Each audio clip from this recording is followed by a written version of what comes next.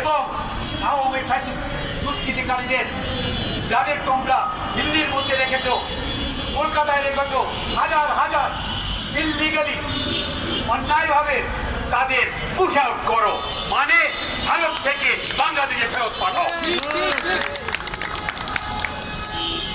বন্ধুরা, অনেক কথাই মুক্তিযোদ্ধা হিসেবে আমাদের বলতে হয়, তার কারণ আমরা যুদ্ধ করে এই দেশটা স্বাধীন করেছিলাম। আমাদের নেতা একটা ডাক দিয়েছিলেন ৭১-এর ২৬শে মার্চের রাত্রের ভোরে, we revolt and we will fight with the Pakistan army, the official forces, till every soldier, Pakistani soldier is removed from Bangladesh. আমরা তার ডাকে যুদ্ধে গিয়েছিলাম এবং আমরা দেশ স্বাধীন করেছিলাম। অনেকেই বলে, অনেকে মনে করে যে ভারত আমাদেরকে স্বাধীন করে দিয়েছে, তারা বলতে চায় ভারতের ন্যাশনাল ওটাই। কিন্তু আপনাদের কাছে বলতে চাই, আমরা একজন মুক্তিযোদ্ধা হিসেবে, ভারত প্রথম ৩ মাস আমাদেরকে কোনো অস্ত্র দেয় নাই। আমরা এই অস্ত্র, যে অস্ত্র দিয়ে যুদ্ধ করেছি, হয় এখান থেকে দিয়ে গেছি, না হলে বর্ডারে যত পুলিশ ক্যাম্প ছিল সেগুলোকে অ্যাটাক করে সেই অস্ত্র ব্যবহার করে আমরা যুদ্ধ করেছি। রাশিয়া আমাদের ৭১-এ অনেক সাহায্য করেছে। রাশিয়া যখন বলেছে ৩ মাস পরে তুমি অস্ত্র দাও, তখন ভারত আমাদেরকে অস্ত্র দিয়েছে। তাও তারা যে অস্ত্র দিয়েছে, আমার সাথে অনেক মুক্তিযোদ্ধা আছে যারা অস্ত্র হাতে যুদ্ধ করেছে ইন্ডিয়ান অস্ত্র নিয়ে।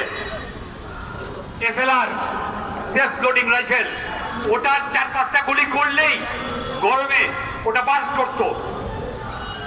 ওটা নিয়ে আমরা যুদ্ধ করতে পারি নাই, ব্যারেল বাস্ট করতো। আমরা মুক্তিযোদ্ধা ভাই পিছন থেকে স্মরণ করিয়ে দিল। ভারত সবসময় পাকিস্তান ভাবতে চেয়েছে এবং ৭১-এ একটা সুযোগ হয়েছে, আমাদেরও একটা সুযোগ এসছে, হয়েছে বাংলাদেশ স্বাধীন করবার। আমরা যুদ্ধে লিপ্ত হয়েছি, আমরা বাংলাদেশ পেয়েছি। বন্ধুরা, ভারতীয় আর্মি পাশাপাশি যুদ্ধ করেছে আমাদের, আমরা দেখেছি ওদের সাহস।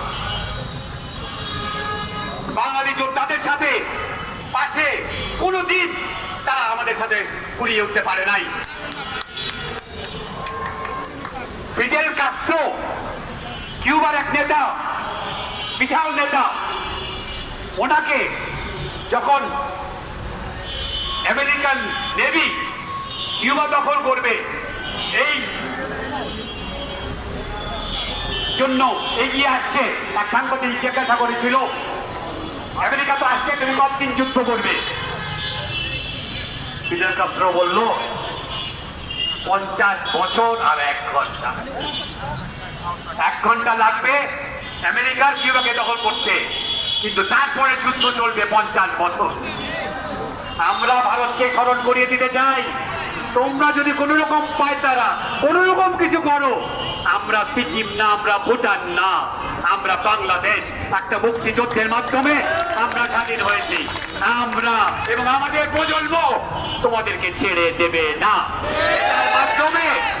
এটার মাধ্যমে ভারত টুকরো টুকরো হয়ে যাবে।